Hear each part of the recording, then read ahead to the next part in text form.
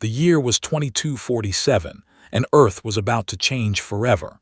Sung stood in the center of the massive diplomatic hall, his heart pounding so hard he was sure everyone could hear it. Around him, cameras from every major news network on the planet recorded his every move. This was the moment humanity had dreamed of for centuries. First contact with alien life. He adjusted his formal diplomatic suit for the 100th time and glanced at Dr. One, who stood nearby with the other senior ambassadors. She gave him an encouraging nod. At 63 years old, she had spent her entire life preparing for this moment, and now she had chosen him to be humanity's representative. Sung was only 28, who had studied theoretical alien life forms his whole career. Now those theories were about to become very real. The doors at the far end of the hall began to open. A hush fell over everyone present. Sung took a deep breath and reminded himself of the protocols he had memorized. Keep calm. Smile gently. Extend the hand for a handshake when appropriate. Show respect. Represent humanity well. The alien delegation entered and Sung felt his breath catch. They were beautiful in a way he had never imagined. The leader of the group was clearly the most important figure. She stood taller than the others, perhaps 6.5 feet tall, with skin that looked like polished blue crystal. Her eyes were large and silver, reflecting light like mirrors. She wore flowing robes that seemed to shift colors as she moved. Behind her walked 6 other aliens, each impressive in their own way, but none commanded attention like she did. Commander, the head of Earth's First Contact Security Division, whispered through the earpiece all the human delegates wore. That's Princess Hay of the Empire.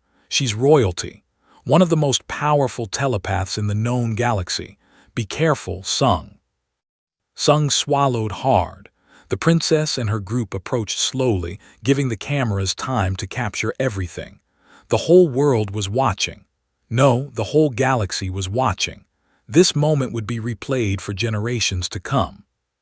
When Princess Hay finally stood before him, Sung was struck by how her presence seemed to fill the room. She looked at him with those silver eyes, and for a moment, he felt like she could see right through him, into his very soul. It was uncomfortable but not threatening, more like being examined by someone who genuinely wanted to understand. Through a translation device that floated between them, the princess spoke. Her voice was melodic, like wind chimes in a gentle breeze. Greetings, Sung of Earth. I am Hay, daughter of Emperor, representing the Empire and the greater Galactic Council. We come in peace to welcome humanity into the community of spacefaring civilizations. Sung had rehearsed his response 1,000 times. His voice came out steady and clear. Princess Hay, on behalf of all humanity, I welcome you to Earth. We are honored by your presence and grateful for this opportunity to join the galactic community. May this be the first step toward lasting friendship and cooperation between our peoples. The princess inclined her head gracefully. Then came the moment everyone had been waiting for, the ceremonial handshake. It was a human tradition, and the Galactic Council had agreed to participate as a gesture of respect for Earth's customs. Sung extended his right hand slowly, palm open, just as he had practiced.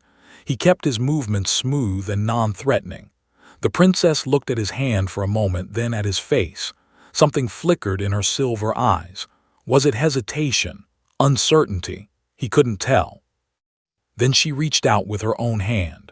Her fingers were longer than human fingers, elegant and delicate. As her crystalline blue skin made contact with his, Sung felt a slight warmth, pleasant and oddly familiar. But then something unexpected happened. Princess Hay trembled. It started in her hand and spread up her arm. Her silver eyes went wide and her breath caught audibly. The trembling intensified. She looked shocked, almost frightened, and for a moment Sung thought she might pull away. But she didn't.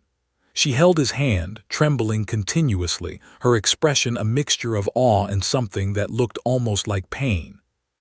The other aliens in her delegation immediately stepped forward, their postures suddenly tense. One of them, a tall alien with green-scaled skin, spoke urgently in a language the translator didn't catch right away. The princess said something back, her voice shaking as much as her hand. Sung didn't know what to do. Should he let go? Should he hold on? Was he hurting her somehow? He looked desperately at Dr. One, who looked just as confused and worried as he felt. Commander's hand had moved to her sidearm, ready for anything. After what felt like an eternity but was probably only 5 seconds, Princess Hay gently pulled her hand away. She took a step back, and her attendants immediately surrounded her, checking on her condition. She was still trembling slightly, and she wouldn't look directly at Sung anymore. The scaled alien who had spoken earlier now addressed the human delegation through the translator. This ceremony is concluded. The princess requires rest. We will contact you soon to discuss next steps. Before anyone could respond, the alien delegation turned and began walking quickly toward the exit. Princess Hay glanced back once at Sung, and he saw something in her eyes he couldn't identify. Then they were gone. The hall erupted in chaos. Reporters shouted questions. Security personnel rushed forward. Dr. One grabbed Sung's arm. "What happened? What did you feel?" "Nothing," Sung said, his voice barely above a whisper. "I felt nothing unusual, just warmth, but she looked terrified." Within minutes, the news spread across Earth and then throughout the galaxy. Every network had the same footage, played over and over. The moment the princess trembled, the moment she pulled away, the moment first contact nearly fell apart. Social media exploded with theories. Had humanity done something wrong? Was the handshake offensive to her species? Had Sung somehow hurt her? Were humans dangerous to aliens? Would the Galactic Council reject Earth now? Sung sat in a quiet room watching the footage replay on the screen. He had been so careful, so gentle. What had gone wrong? Dr. One sat beside him, equally perplexed. "I've studied xenobiology for 30 years, she said quietly. "I've never seen anything like that reaction. It was like she had touched something that overwhelmed her senses." Commander entered the room, her expression serious. "Sung, Dr. One, the Galactic Council has requested your presence. Immediately. They've sent a ship to pick you up. They say it's urgent." Sung's stomach dropped. "Are we in trouble?" "I don't know," admitted. "But whatever happened during that handshake, it's bigger than we thought. The whole galaxy is talking about it. And apparently, they need to tell us something they've been keeping secret for a very long time." As Sung prepared to board the alien vessel that would take him to the Galactic Council station, he looked back at Earth one last time. He had been chosen to represent humanity, to take that first historic step. Instead, he might have ruined everything with a simple handshake. But deep down, something told him the truth was far more complicated than that, and far more important than anyone realized. The Galactic Council station was beyond anything Sung had ever imagined. It hung in space like a massive crystal flower, its petals rotating slowly around a central hub. Each petal represented a different alien civilization, and there were hundreds of them. The ship carrying Sung and Dr. One docked at a neutral section, and they were escorted through corridors that seemed to be made of living light. Commander had not been allowed to accompany them. Only the 2 diplomats were permitted in the emergency meeting. Sung tried not to show how nervous he was, but his hands kept fidgeting until Dr. One gently placed her hand over his. "Whatever happens," she whispered, "remember that you represented us beautifully. No one could have done better." They were led into a circular chamber where dozens of aliens sat in tiered seating. Sung recognized some species from the briefings he had studied. Others were completely new to him. At the center of the room, on a platform that seemed to float in midair, stood Princess Hay. She looked composed now, regal and calm, though her silver eyes found Sung immediately when he entered. An elderly alien with gray skin and wise, ancient eyes spoke first. The translator rendered his words in perfect English. "I am Elder of the Council of Elders. We have brought you here because yesterday's events have forced us to reveal a truth we have kept hidden for many generations, a truth about humanity. Sung felt his heart racing again. Dr. One stood perfectly still beside him, her diplomatic training showing. When Princess Hay made physical contact with you, Elder continued, she experienced something that confirmed our long-held suspicions about your species. Princess, if you would explain. Hay stepped forward, her robes flowing around her. She looked directly at Sung, and this time there was no fear in her eyes, only wonder. When I touched your hand, she said softly, I felt something I have never felt before in my 300 years of life. Your people possess what we call vital resonance. It is a life force energy that all living beings have, but in different amounts. Most species in the galaxy have very weak vital resonance. We have evolved in low-energy environments, and over millions of years our life force has become dim. She paused, seeming to search for the right words. But humans, your vital resonance is like nothing we have ever encountered. When I touched you, Sung, it was like touching a star, like holding lightning in my hands. The energy that flows through you, through all humans, is so powerful that it nearly overwhelmed my senses completely. Sung stared at her in disbelief. But I'm just a normal person. I didn't feel anything unusual. That is because you are surrounded by other humans, another alien spoke up. This one had purple skin and multiple arms. You have no reference point. To you, your energy level feels normal because everyone around you has the same level. But to us, you are like walking fires. Brilliant, overwhelming, almost painful to be near for extended periods. Dr. One finally spoke, her voice steady despite the shocking news. Is that why you've been observing us from a distance for so long? Why you waited until now to make contact? Elder nodded slowly. Yes, we have watched humanity for over 200 years, debating whether to make contact. Your vital resonance makes you unique in the galaxy, but also dangerous to us. Not through malice, but simply through proximity. Prolonged contact with humans can be uncomfortable, even painful for most species.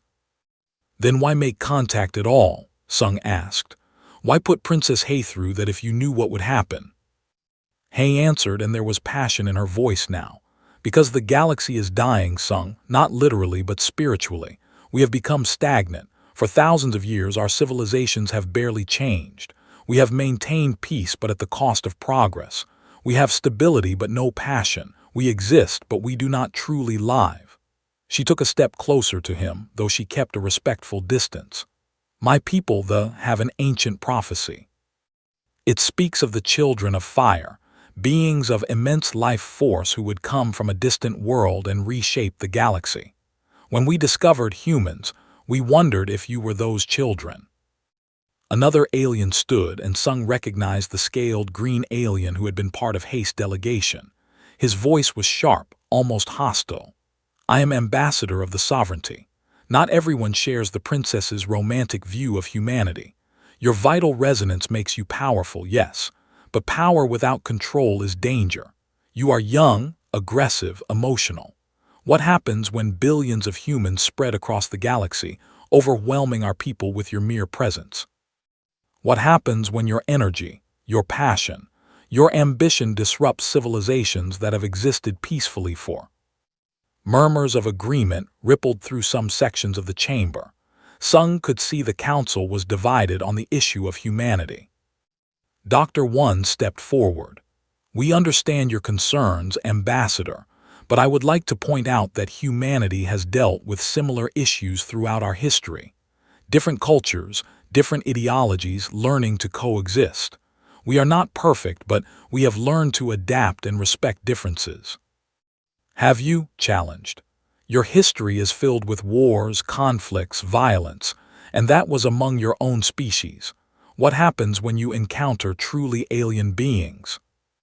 Before the argument could escalate, Elder raised his hand for silence. These are valid concerns, which is why we have called this meeting. We must decide how to proceed, but first there is more you must know. He turned to Sung.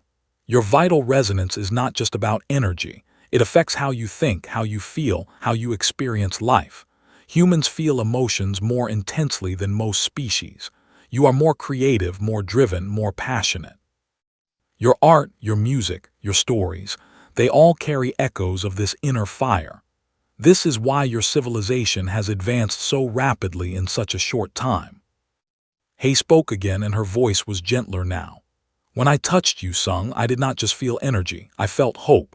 I felt curiosity. I felt determination and kindness and a fierce protectiveness toward your people. In that brief moment of contact, I experienced more genuine emotion than I have felt in decades. And yes, it was overwhelming. Yes, it made me tremble, but not from fear. She met his eyes directly. I trembled because, for the first time in my very long life, I felt truly alive. The chamber fell silent. Sung didn't know what to say. He looked at Dr. One, who had tears in her eyes. So what happens now? Sung finally asked. Elder looked around at the assembled council. Now we must decide. Do we welcome humanity into the galactic community, knowing the changes they will bring? Do we help them learn to control their vital resonance so contact is safer?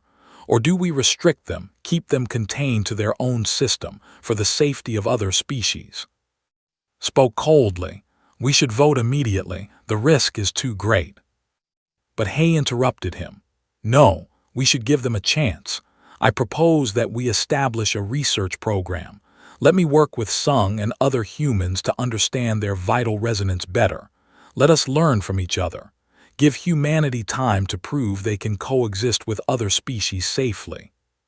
You would subject yourself to that discomfort again? Asked, his tone incredulous. Hay looked at Sung and smiled.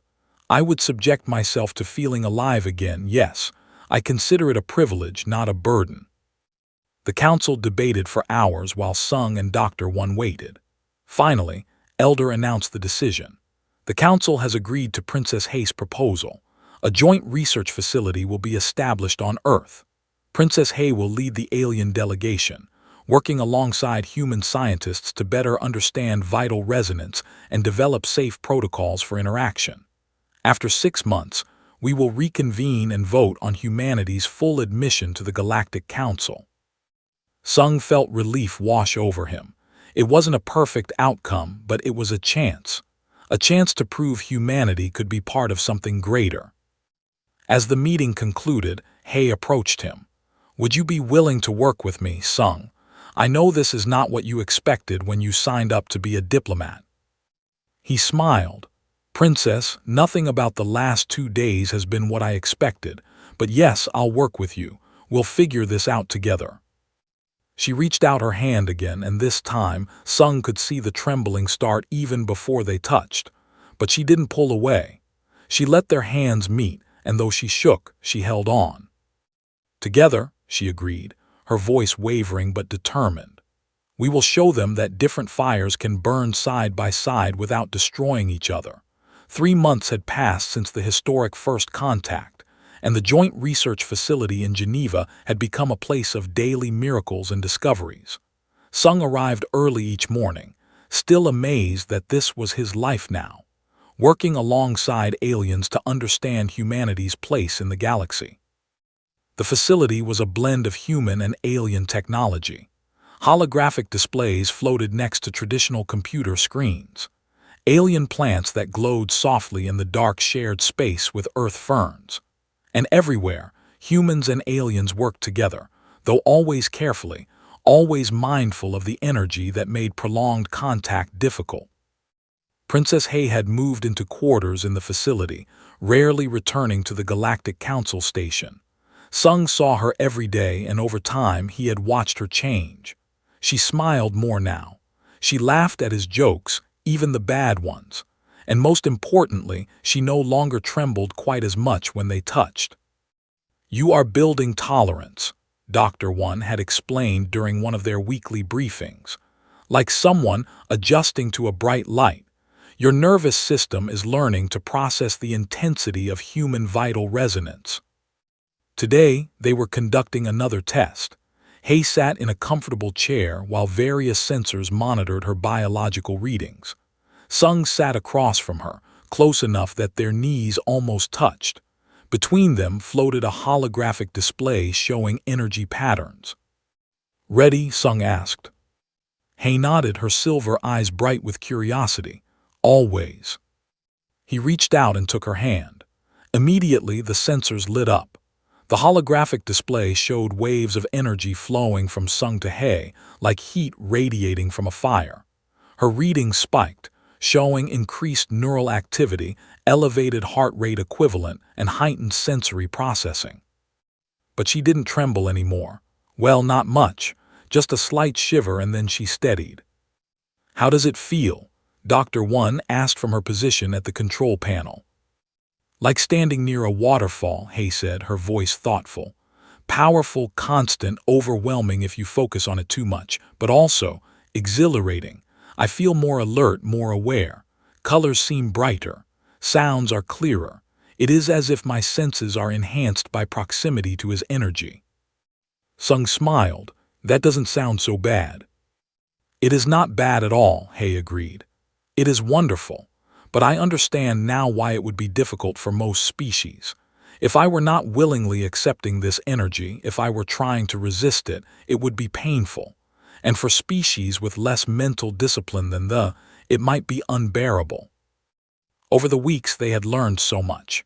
Human vital resonance was tied to emotions.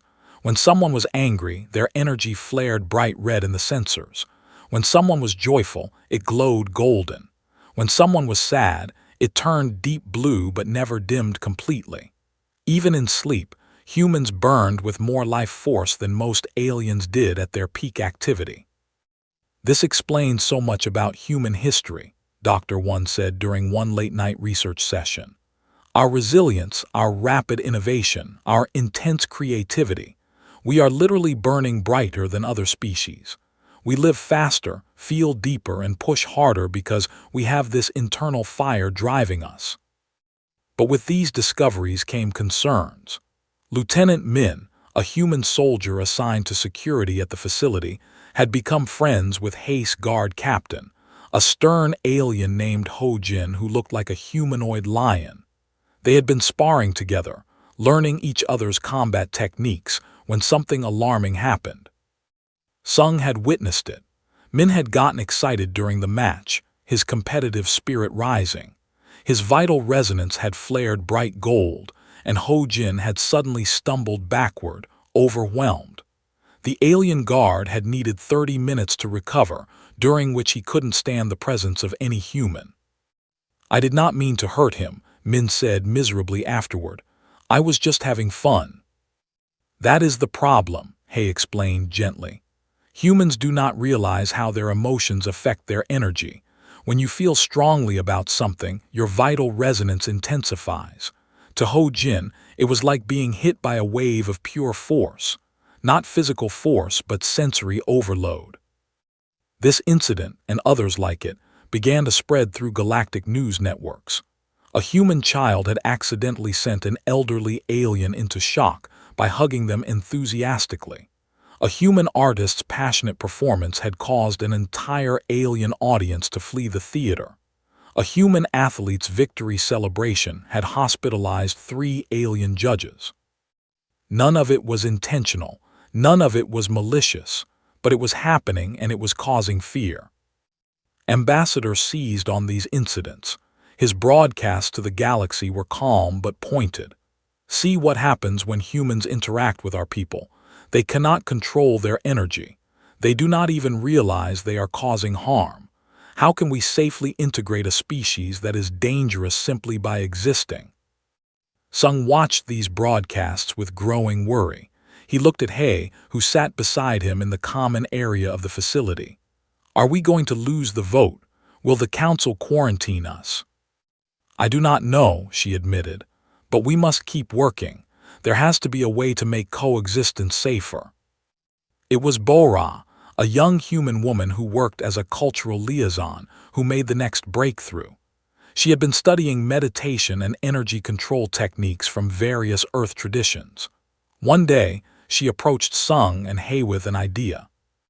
"What if humans can learn to control their vital resonance the way we control our breathing or our heartbeat? she suggested. It is part of us, but it does not have to be unconscious.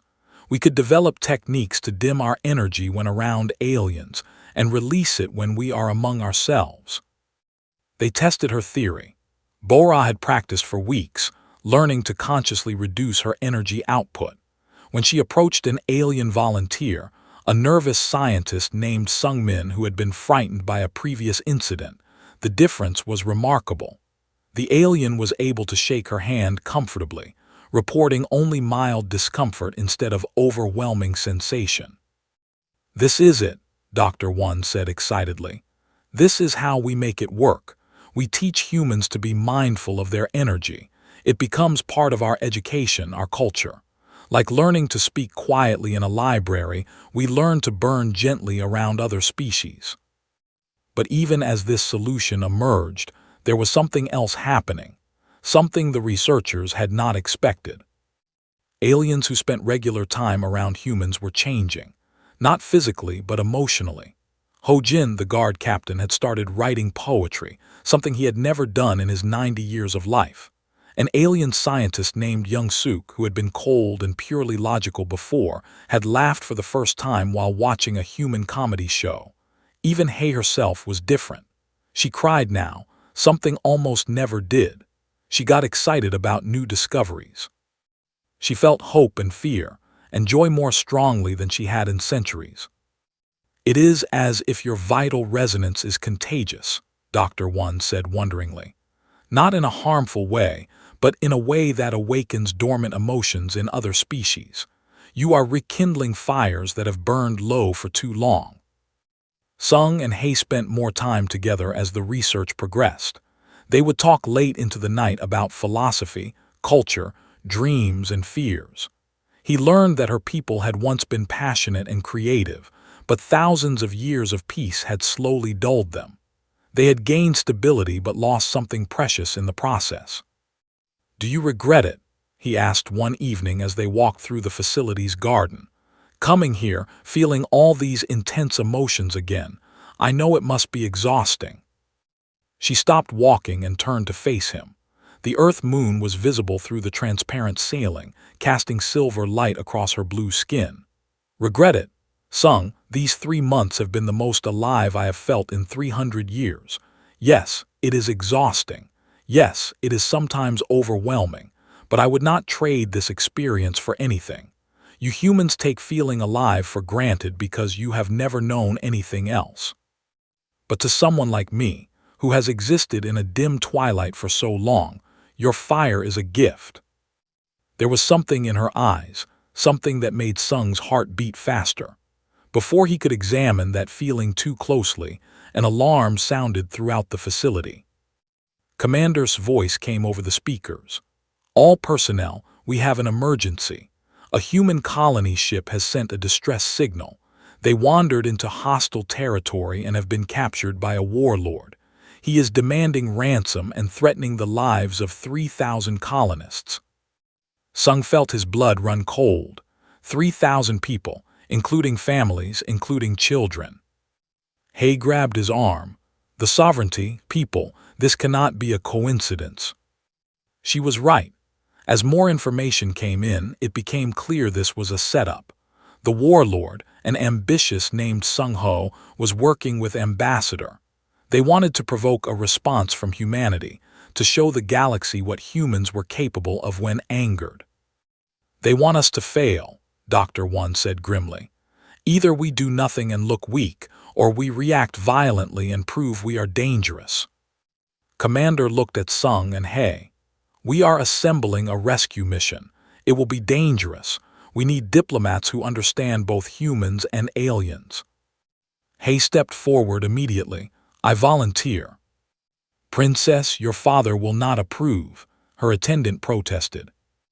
"My father is not here," she said firmly.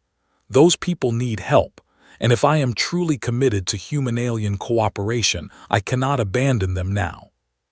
She looked at Sung, and he saw the determination in her eyes, the fire that his people had helped rekindle. "I am going too," he said. The rescue mission would launch in 12 hours. As Sung prepared, He realized that everything they had worked for was about to be tested in the hardest way possible. The rescue ship cut through space toward the sector, a region where normal galactic law held little power.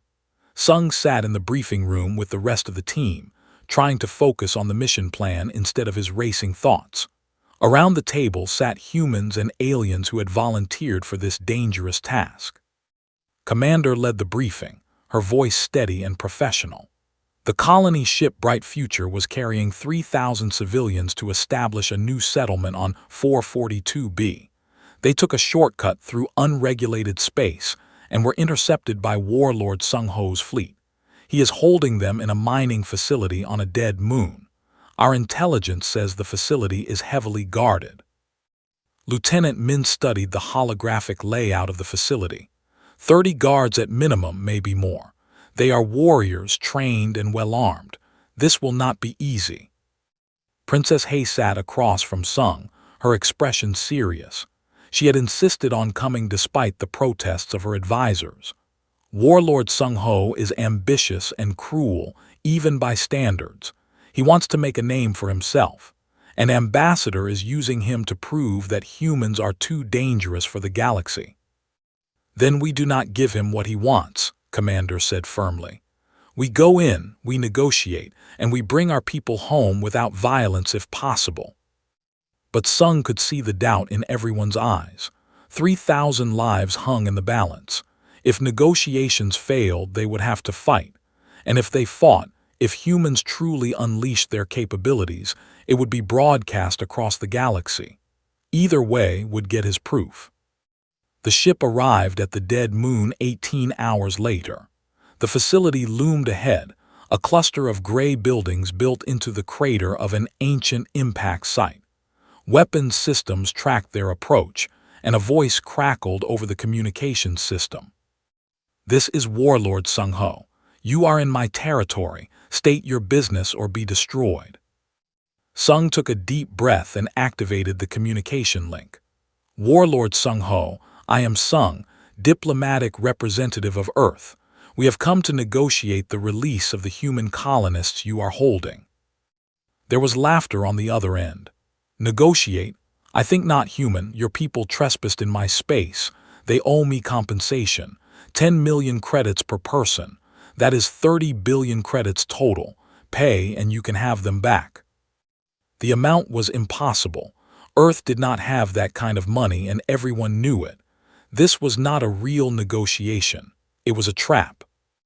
That is an unreasonable demand, Hei said, her voice cutting through the channel.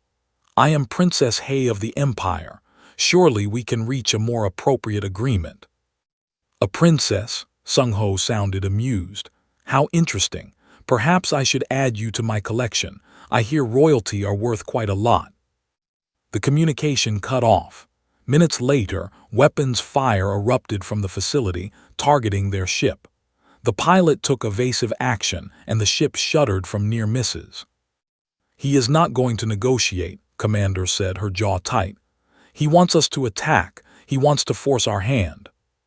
Then what do we do? Sung asked. We cannot just leave those people. Hei stood up, her silver eyes blazing with determination. We give him what he least expects. We show him what humans are really capable of, not just in combat but in courage and compassion. She outlined a plan that was dangerous and perhaps insane, but it was the best option they had. A small team would infiltrate the facility while Sung continued negotiations as a distraction.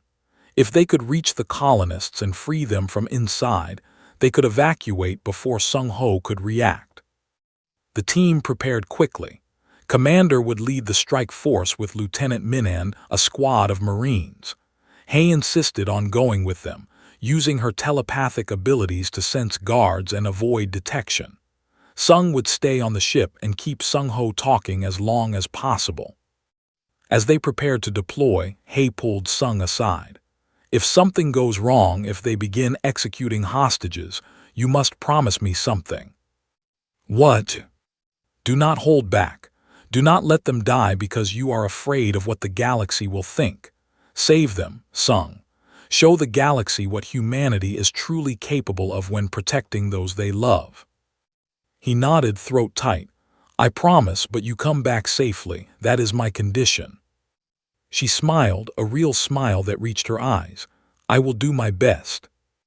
The strike team deployed in a stealth shuttle, using the moon's terrain to mask their approach. Sung watched them go, then forced himself to focus on his role. He opened a communication channel to the facility. Warlord Sung-ho, let us talk about this. There must be a solution that benefits everyone. For the next hour, Sung negotiated, argued, pleaded, and stalled. Sung-ho clearly enjoyed toying with him, making impossible demands and then laughing at Sung's attempts to find middle ground. But it was working. The warlord was focused on the conversation, not on his security systems. Then everything went wrong. An alarm sounded in the facility. Sung-ho's voice turned cold. Clever human, you tried to infiltrate my base while distracting me.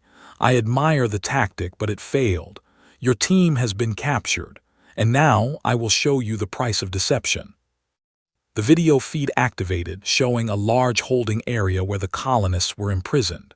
They looked terrified, huddled together, families holding each other, children crying.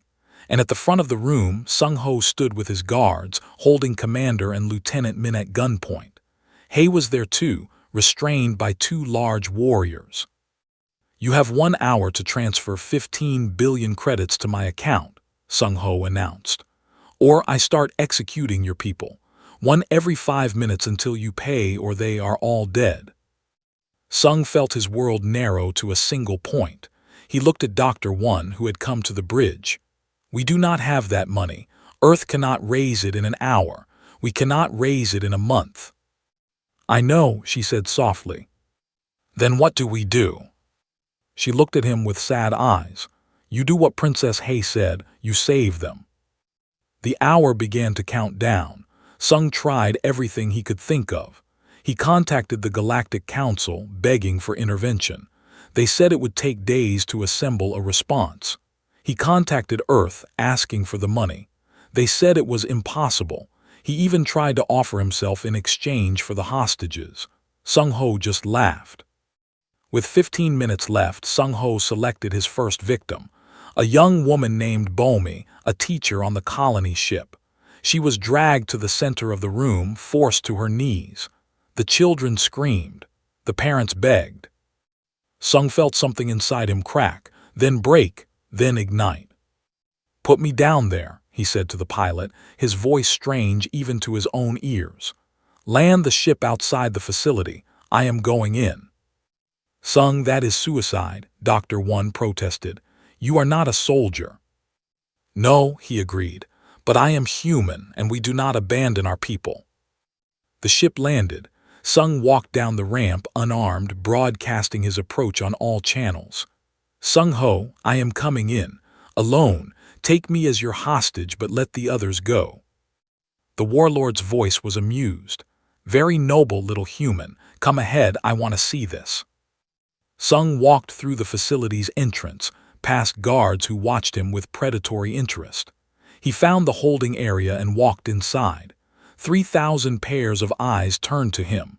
Hope and desperation warred in their expressions. Sung-ho stood at the center, still holding his weapon to Bomi's head. So brave, so foolish. Did you really think this would change anything? Let her go, Sung said quietly. Let all of them go. Or what? You will fight me. You are one unarmed human against 30 armed warriors. What can you possibly do? Sung looked at Hae, who was watching him with wide eyes. He saw understanding dawn in her expression. She knew what he was about to do. I am going to show you, Sung said, what humanity really is. And then he stopped holding back. All his life, Sung had been taught to control himself, to be calm, rational, professional. But beneath that control, beneath that carefully maintained exterior, burned the same fire that burned in every human, the same vital resonance that made aliens tremble, the same passion that had driven humanity from caves to the stars. He let it out. The change was not physical, but every being in that room felt it. Sung's vital resonance exploded outward like a star going nova. The holographic sensors throughout the facility went haywire. The aliens staggered backward, overwhelmed by the sudden intensity of energy washing over them. But Sung was not done. He thought of the children crying. He thought of the families torn apart.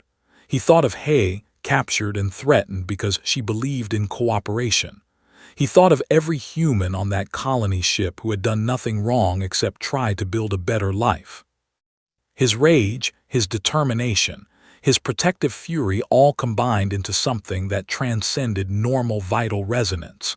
He burned so bright that the aliens in the room physically could not look at him. Sung Ho's weapon fell from nerveless fingers. The guards dropped to their knees, overwhelmed. "Listen to me," Sung said, and his voice carried the weight of every human who had ever fought for something they loved. "You wanted to see what humanity is capable of. This is it. Not violence, not destruction. This is the fire that burns in every one of us. The fire that says we protect our own. The fire that says we never give up. The fire that says you do not get to hurt innocent people and walk away." Commander, even though she too was affected by the intensity of his energy, managed to break free from her restraints. Lieutenant Min did the same. Within moments, the strike team had secured the room. The guards, overwhelmed by Sung's vital resonance, offered no resistance. Hei stumbled toward Sung, tears streaming down her face. "I see you," she whispered. "I see all of you. The galaxy needs to see this too." Because through all of it, the cameras had been recording. Every moment had been broadcast to the Galactic Council, to Ambassador, to the entire galaxy. They saw a human pushed to his absolute limit, unleash power that should have been terrifying. But they also saw that same human show mercy. Sung had overwhelmed the aliens but not harmed them. He had shown strength without cruelty, power without malice. As the colonists were evacuated, as Sung Ho and his warriors were taken into custody, Sung finally let his vital resonance dim back to normal levels. He was exhausted, shaking, barely able to stand. Hei caught him before he fell, and for the first time when they touched, she did not tremble at all. She was too focused on keeping him steady. "You did it," she said softly. "You saved them, and you showed the galaxy the truth about humanity. Now they must decide what that truth means." Grand Chamber of the Galactic Council had never been so crowded. Representatives from every member species filled the tiered seating, and billions more watched through broadcasts across the galaxy. This was the moment that would decide humanity's fate. After 6 months of research, cooperation, and now a dramatic rescue mission, the Council would vote on whether to accept humans as full members or quarantine them to their home system. Sung stood at the center of the chamber, no longer nervous like he had been during that first meeting. He had been through too much to feel simple nervousness now. Beside him stood Dr. One, Commander, and Lieutenant Min. And on his other side, close enough that their shoulders almost touched, stood Princess Hei.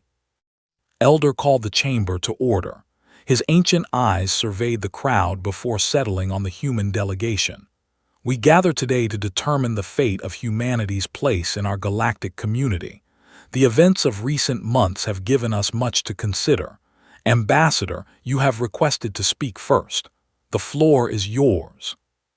Stood, his green-scaled skin gleaming under the chamber's lights. He looked confident, certain of his position. "Honored council members, the decision before us is simple. Humanity is too dangerous to integrate into our society, not because they are evil, but because they are powerful in ways that threaten our very existence." He activated a holographic display that showed footage from the rescue mission. It showed Sung's vital resonance at its peak, blazing so bright that the visual sensors had difficulty capturing it. It showed warriors, trained soldiers, brought to their knees by pure energy. It showed the fear on alien faces. "Look at this," continued. "One human with no weapons overwhelmed 30 armed warriors simply by existing, And he is not even a trained soldier. He is a scientist, a diplomat. If a gentle scholar can do this, what could a human army accomplish?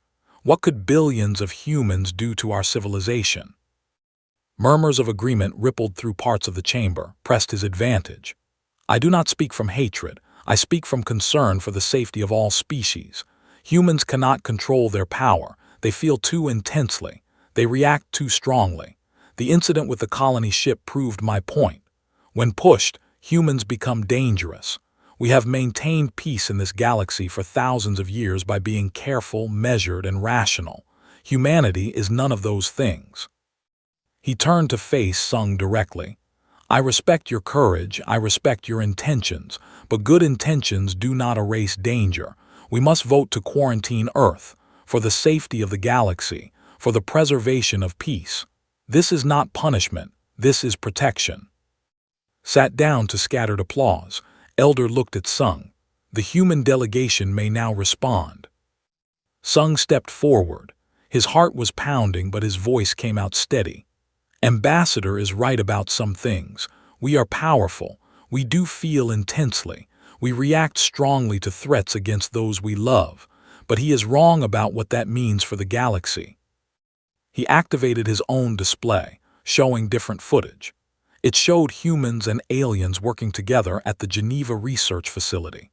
It showed Bora teaching aliens how to meditate and control their energy around humans. It showed Lieutenant Minan, the alien guard, Ho-Jin laughing together during training. It showed moments of genuine connection and friendship that had developed over 6 months. Ambassador showed you what happens when humans are pushed to their absolute limit, when we are faced with the murder of innocent people, including children. Yes, we reacted strongly, but look at what we did not do. Sung changed the footage to show the rescue mission from a different angle. We did not kill anyone. We did not seek revenge. We overwhelmed our enemies with energy, yes, but we showed mercy. We saved 3,000 lives, and we left our enemies alive and unharmed.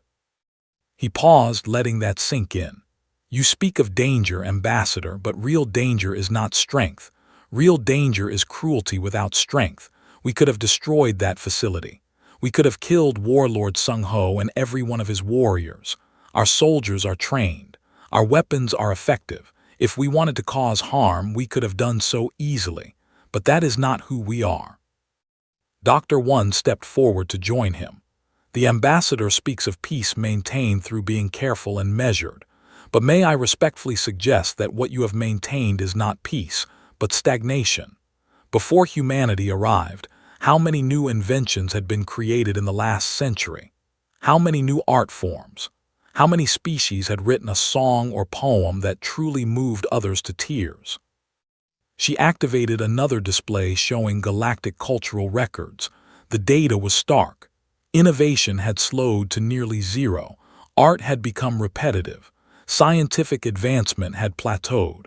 The galaxy was safe, yes, but it was also dying slowly, like a fire burning out. Humanity brings chaos, Dr. One admitted. But chaos is not always bad. Sometimes chaos is growth. Sometimes chaos is evolution. Sometimes chaos is exactly what a stagnant system needs to become alive again. Commander spoke next, her military bearing evident. I have worked with alien soldiers these past months. I have seen something remarkable. Soldiers who had not felt true pride in their work for decades suddenly remembered why they became warriors. Scientists who had been going through the motions of research suddenly felt genuine curiosity again. Artists who had been creating by formula suddenly felt inspiration. She looked around the chamber, meeting the eyes of various representatives. Your people are waking up. Our vital resonance is not just affecting you physically. It is reminding you what it feels like to be passionate about something, to care deeply, to feel alive. Is that really something you want to quarantine away? Then Princess Hay stepped forward and the chamber fell silent. She was respected, even loved by many species. Her voice carried weight that no human could match. 300 years, she said softly, but her voice carried through the chamber. I have lived for 300 years. I have seen empires rise and fall, though mostly they just continue unchanged.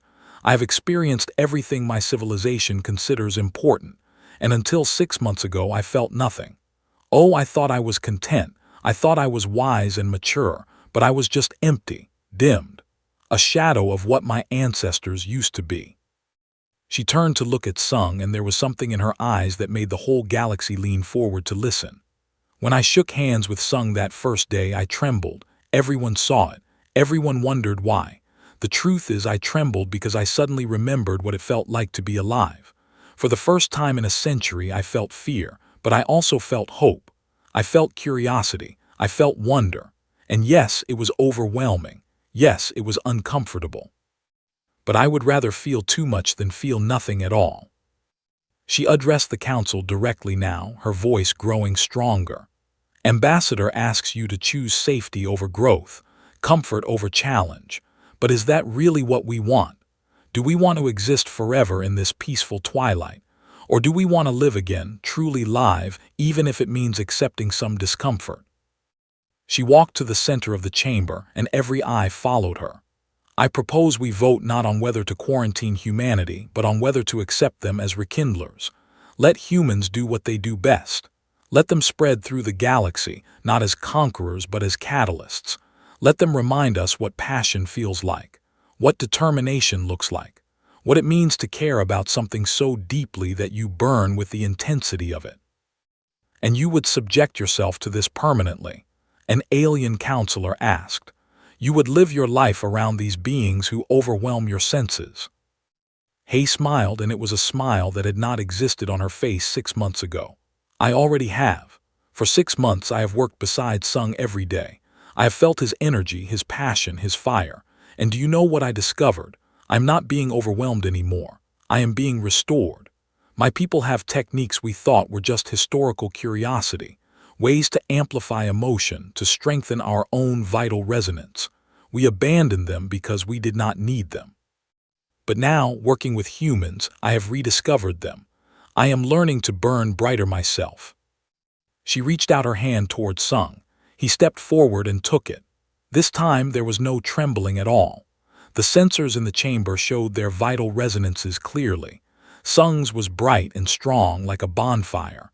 But Hay's, which had been so dim 6 months ago, now burned steadily too. Not as bright as his, but no longer the weak flicker it had been.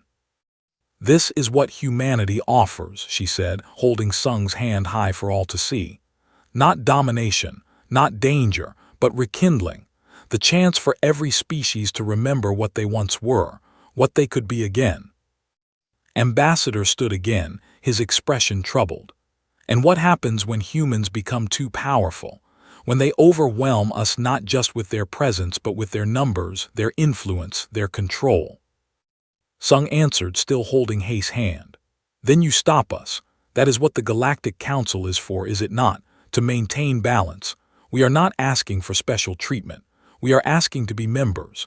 That means following the same laws as everyone else. That means accepting the same consequences. If we become a problem, the Council can address it. But do not condemn us for crimes we have not committed. Judge us on what we have actually done.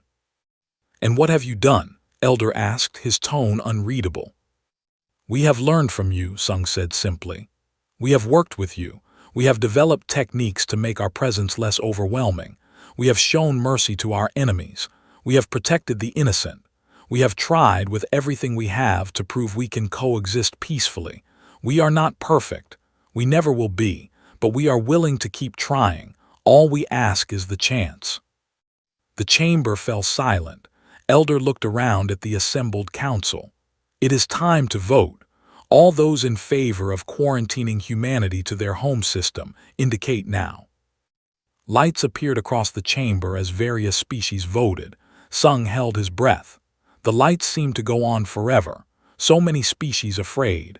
So many unwilling to take the risk. All those in favor of accepting humanity as full members of the Galactic Council, with the designation of rekindlers, indicate now. More lights appeared. Sung could not tell which way it was going. The votes seemed so close. He felt Hay's hand tighten around his, and he realized she was nervous too. Elder watched the count. The chamber held its breath. Even the broadcasters were silent. Finally, the ancient alien spoke. By a vote of 847 to 731, the Galactic Council accepts humanity as full members, with the designation of rekindlers. Welcome, people of Earth, to the greater galactic community. The chamber erupted. Some species cheered, others protested, but the decision was made. Humanity had been accepted. Sung felt his knees go weak. Hay caught him, laughing and crying at the same time.